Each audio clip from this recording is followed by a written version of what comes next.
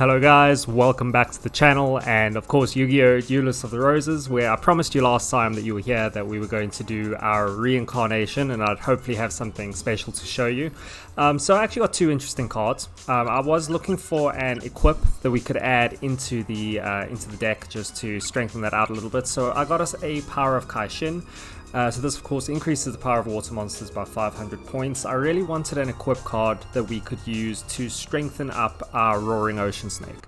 So I feel like he hasn't really had the support equip wise that he needs. We've of course been running our single High Tide, but that doesn't really help him because he is an Aqua type.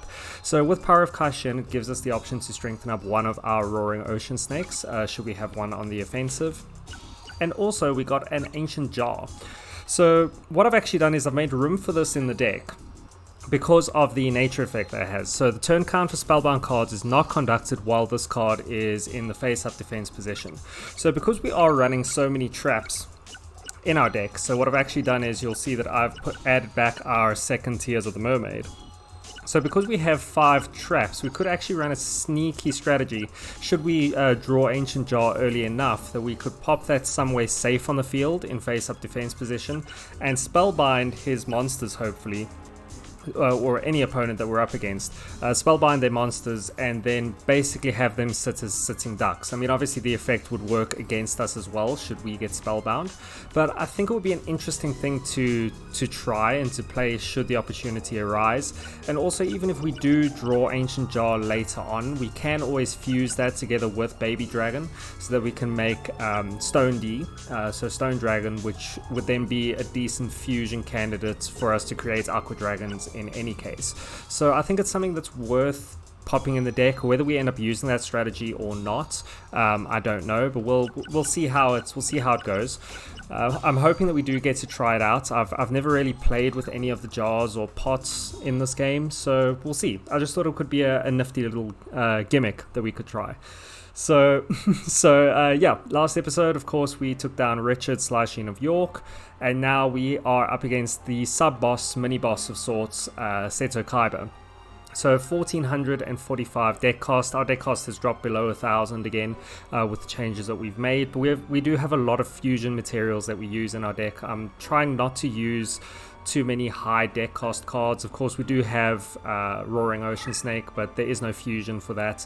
So yeah, and we need that for the terrain change. So let's head straight into the duel with Kaiba. So we'll see how much of a challenge he is. What I am mainly scared of is the guy after him, because obviously that's going to be the last duel in the game, and I do have a feeling that his difficulty is going to be through the roof most likely. So yeah, we'll see how it goes. So looking at Kaiba's deck, or Kaiba's field rather, we're seeing the same Stonehenge theme with the different pillars all around, and of course mountain in the center of that. It's going to make sense for Kaiba's deck of I mean, I can only assume that he's still running dragons. Kaiba known for Blue Eyes White Dragon, leader abilities, increased movement and level cost reduction for summoning same type. So very strong leader abilities. It's gonna be really cool, I think, fighting him on what should be a more beneficial field with the mountain already laid down in the center. Most likely, if it is the same AI, he's gonna run to this spot here, so we can then charge in on him and hopefully take the man down. So let's see what we've drawn. So we have a Starboy here. So what we can do is let's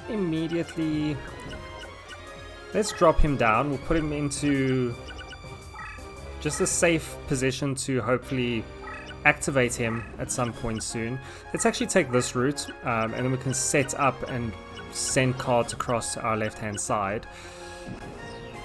So we can hopefully build up our summoning power by flipping up Starboy and using Roaring Ocean Snake.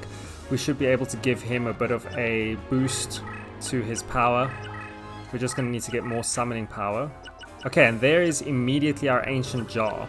So I'm actually going to summon that so we can actually try this strategy. So let's pop down Ancient Jar, put him into face-up defense position. Let's have a look at his it's like a really cool model. Like, I feel like he could be a really cheeky looking deck leader. I don't really know what Rock's leader abilities are, but he could be a really cheeky little deck leader. It could be really cool to have that little guy charging up and down the field. I don't know, I like the small deck leaders. They're really cool. Okay, so Gift of the Mystical Elf immediately.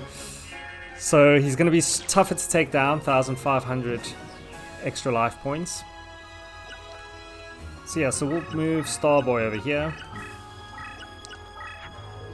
We'll pop down our Tears of the Mermaid. Bait him into attacking that, hopefully. And then we'll see if Ancient Jar does what it's supposed to. Okay, so power increase. 2 power increases. We'll have a look at what those cards are. Okay, so he doesn't want to attack in with that card. Very, very odd. So what we can do, so I'm going to move our deck leader across to here. We'll put down our Roaring Ocean Snake in attack mode, and we can pop up Starboy. So that'll strengthen him. And we'll just leave him there. Hopefully Seto attacks in on us. I am wondering if that is a magic card. So yeah, so let's just do that for now. Hopefully attacks in on one of these cards.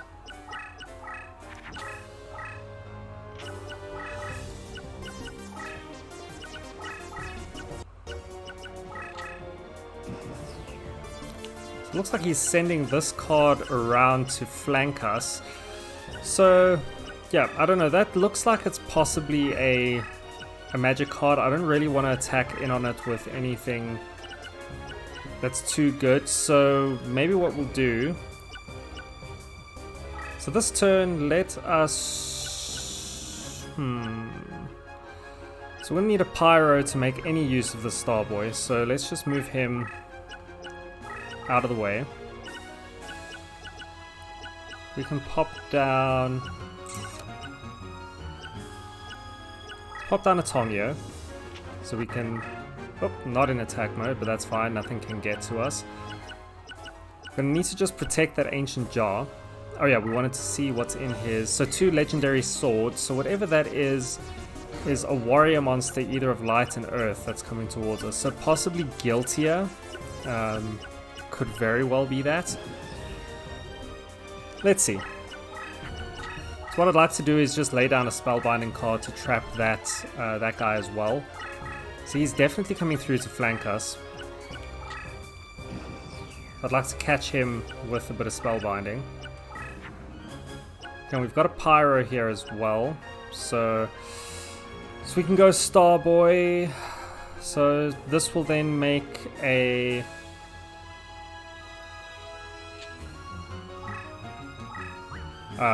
what's his name?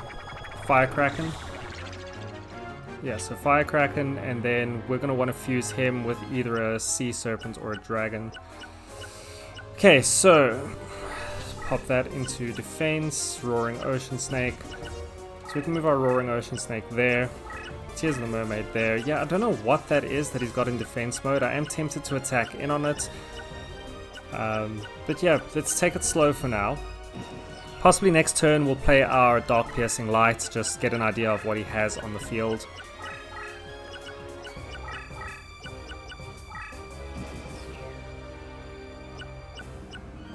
So yeah, so we'll move Roaring Ocean Snake down to here. Put Tears of the Mermaid right there. Let's play our Dark Piercing Light, see what is on the field currently. Okay, so he's playing 2 Mystical Elves at the moment. He's got a Monster Reborn, and then yeah, he has this Guiltier, 3,350 attack. So if he does attack in on our Roaring Ocean Snake, we are going to be absolutely fine. So yeah, that's makes me pretty happy to see. Tongyo can actually take a hit from one of these Mystical Elves. Maybe we can just bait him into attacking those. And yeah, we'll just keep playing it safe. We can actually move our Marine Beast across to here. He doesn't have any traps out in the field currently. So I think that we're actually sitting in a pretty decent position. Okay, so he's attacked our Tears of the Mermaid.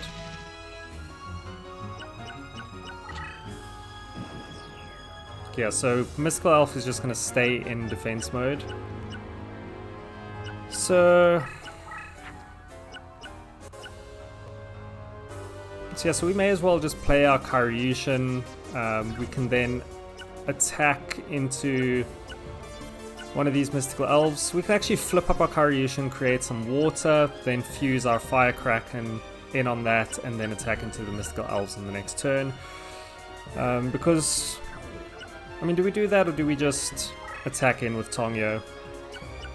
May as well. Let's clear some of this. Just clear some of these guys around us. Get rid of some of his monster cards.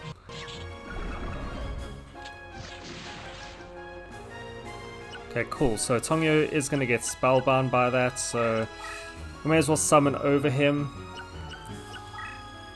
So One-Eyed Shield Dragon. Going to create Karyushin. We'll make some water.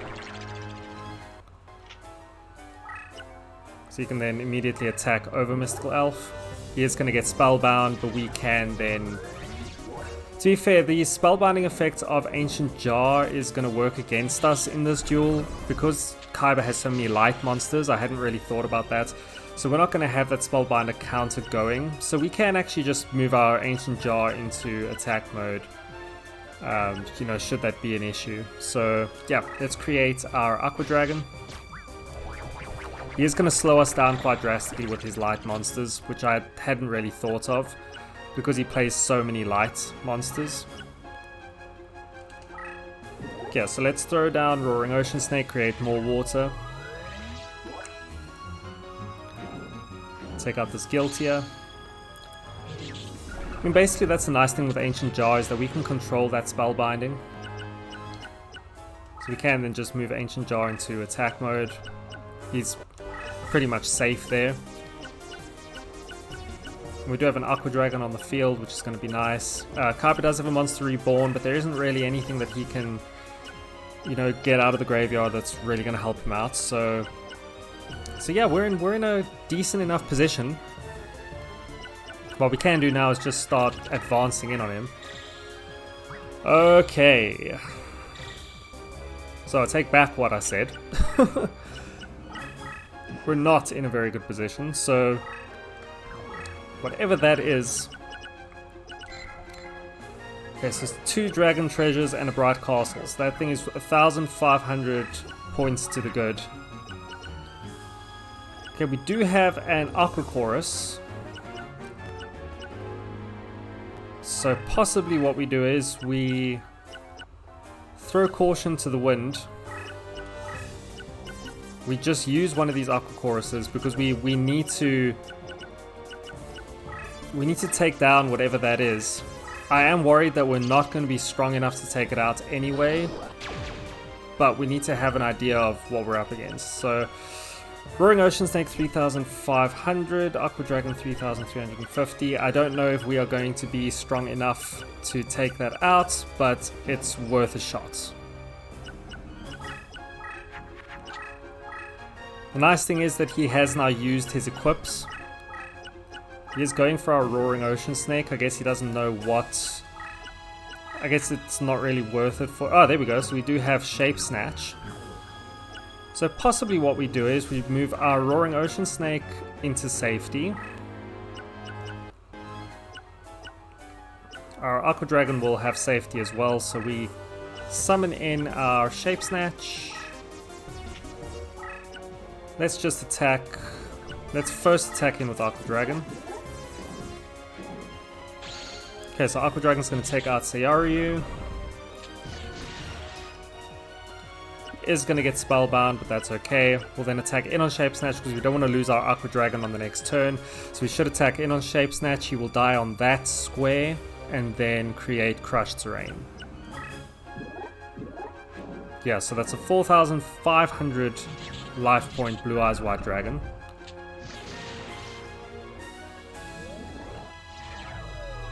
Cool, so we'll create the crushed terrain here. Our Aqua Dragon will survive that. His blue eyes will not survive. Cool, so we did take the life point hit, but it was necessary, unfortunately. That was just basically a Blue Eyes Ultimate Dragon roaming around the field, just with 2 less hits. Okay, so fusion time. You can see what fusion he has. Pulling that into safety. He's probably going to reborn the Blue Eyes White Dragon, I assume. I'm guessing that's what the trigger is for Monster Reborn, is as soon as he has a Blue Eyes White Dragon in the graveyard, he will then reborn that. Yeah, so no longer around. So Kaiser Dragon and Luminous Soldier. I wonder what that makes. I think that is a fusion that was added to make Sayaryu. So I think a Kaiser Dragon and a Light Soldier, or a Light Warrior, creates Sayaryu now. So we'll be fine to take that thing on. We can actually make ourselves another Aqua Dragon here as well. So we'll go High Tide Gyojin as well as Curse of Dragon. Gonna create ourselves another Aqua Dragon. And we should then be fine to take out... So if that's a Sayaryu, yeah, we'll be fine to take that out. 2,500 attack. Okay, so we'll take that out. We are going to get Spellbound again. This is going to get really old really quickly. It's slowing down our progress a lot. Like, unfortunately, we don't have a good matchup against light types because of that. Hey, look at our Blue Eyes White Dragon attacked Roaring Ocean Snake. Okay, so because he's used so many equips, I think we're in a fairly decent position. Okay, so there is another Roaring Ocean Snake. Possibly what I'm going to do is we'll just pop down Mesmeric Control over here. So whatever that is can charge into it. We'll just slowly make progress. I am wondering if that is a trap, but at this point we'll just move in on it. So it is not a limited range trap. And yeah, Ancient Jar is just chilling there. Chances are we're going to have a promoted Ancient Jar by the end of this. Okay, so Blue Eyes White Dragon is going to move out of the way.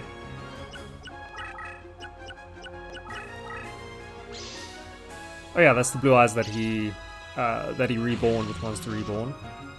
So it does get the attack decrease.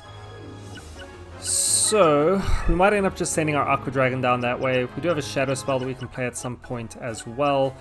So let's attack directly in with this Aqua Dragon. Okay, so Shadow Spell. So that is one Aqua Dragon down. And that was actually our strong... No, this is our stronger one. So we can actually just summon our Roaring Ocean Snake over that. Because he's not really going to be much use to us in that situation. So we can then just move our Roaring Ocean Snake forward. Start to surround him, I guess. So we'll drop water. Move our Aqua Dragon up and to the left. And then yeah, Blue Eyes is spellbound there, so he will be a free hit come the next turn. We can summon something in to attack him. Cool. So he's a little bit cornered basically at this point. So I don't know, yeah, he's got nothing that he can do, so we can just attack directly in on him and the duel is ours. So I don't think Blue Eyes is going to be in the... he's not going to be in the graveyard. But just for props, we can give Man-Eating Shark a victory against Blue Eyes White Dragon. It's nice to take these cards that are generally underpowered and just, you know, knock the opponent out. We do have this face down card that I'd like to attack in on, just to see what it is. So Kaiser Dragon might show up in the slots. The Roaring Ocean Snake is spellbound, and then we will attack in on Kaiba, who has no cards left on the field. He's been well and truly decimated. And it's another victory for Aqua. Beautiful. So I'll be surprised if, I mean, I think our little jar might get a promotion. I'm not sure how much the promotion or the experience was dropped. Okay, maybe not. He did all right. It wasn't you know, what we were hoping for because of the fact that we got spellbound so often. But I think it's a legit strategy. So yeah, let's see what we can get here. I don't know what's going to help us out. I mean, maybe some of these 2000 and up dragons will help us with summoning Aqua Dragon, but I don't know if there is space for them in the deck. Yeah, let's just... So, Sayaryu. So we'll get Sayaryu, Kaiser Dragon, and just anything else, I guess. Oh, another Kaiser Dragon. Cool. So that wasn't so bad, after all. I was definitely expecting worse. But I think that our true challenge is going to come in against our good buddy old pal, the opposing Manawodan Fabler. So I believe this is the... I always get it confused. I think this is the Skull Knight one, and on the other side was the Chakra one. I don't know. But either way, this guy is going to be the toughest duel in Redux. So I hope that our deck is strong enough to deal with him. I am kind of hoping that our spellbinding strategy is going to help us cheese him a little bit. And we'll see. So here we go, he's getting summoned. Summoned in the midst of Stonehenge. Here he arrives, horns and all. Again, the soundtrack is just so good. Like, it's such an underrated soundtrack. It's a shame that the game didn't perform, you know, as well as it could have. And that is just, unfortunately, Konami's own fault. Like, it was just such a wasted opportunity, man. Like, they just rushed the game so much. But anyway, so here he is. The final big and bad with literally almost twice the deck cost that we have in our deck. I'm going to be very surprised if we keep the unbeaten run going here with, you know, on the Red Rose side of things. I really hope that we do. Like, it would be amazing to go in first try against this guy and take him out. And I'm going to do my best to do that, but I feel like he's going to have so many tricks up his sleeve. He's going to just throw everything at us, and chances are he's going to decimate us first roll through. So we can see what's going to happen next episode. We're going to head straight into battling this guy, and we're going to go with the deck as it is. I don't think I'm going to make any changes. Like I say, we do have, we did get these two powerful dragons, but I can't think of space for them in our deck at the moment. We are summoning Aqua Dragon more consistently, so I think we're okay. Like, I feel like our deck has pretty decent synergy. I'm throwing out a lot less than what I was previously. Like, there's no need to really discard. I feel like we have a play every turn that we can do. So at this point, I think we go in with the deck as it is. Should there be any problems, I can then, you know, do some grinding. We can do possibly a reincarnation, grind a couple of duels, strengthen our deck, and take this guy out, because he's gonna be tough regardless. So yeah, thank you very much for watching today, guys. Like I said, I'm gonna put that into the next episode, and yeah, I hope you can all join me for the finale, hopefully, where we're going to take this guy down. We're going to prove that Aqua is truly a formidable force and a force to be reckoned with. You don't take the force and the wrath of the seas lightly. So yeah, thank you for all the support on the series. It's almost drawing to an end, and I can't wait to see it through with you guys, and to also, you know, figure out what the next game is that we're going to be playing. I have had a few thoughts. I'm thinking possibly some older Pokemon games, Digimon games, things like that. Just some chilled games from our childhood, which I think were really cool. So like the PS1 Digimon games, as well as possibly some older Game Boy Advanced Pokemon games, things like Fire Red, possibly modded, possibly some randomized runs. Maybe I'll, for the first time in my life, try Nuzlocke as well. So either of those could be cool. If you guys have any ideas, let me know in the comments, and I'll definitely consider them, and we'll see what the next step is for the channel. So thank you, so much for watching. I appreciate you guys. Please give a sub if you haven't subbed already and you want to see more from me. I'd really appreciate it, and thank you so much, guys. Bye for now.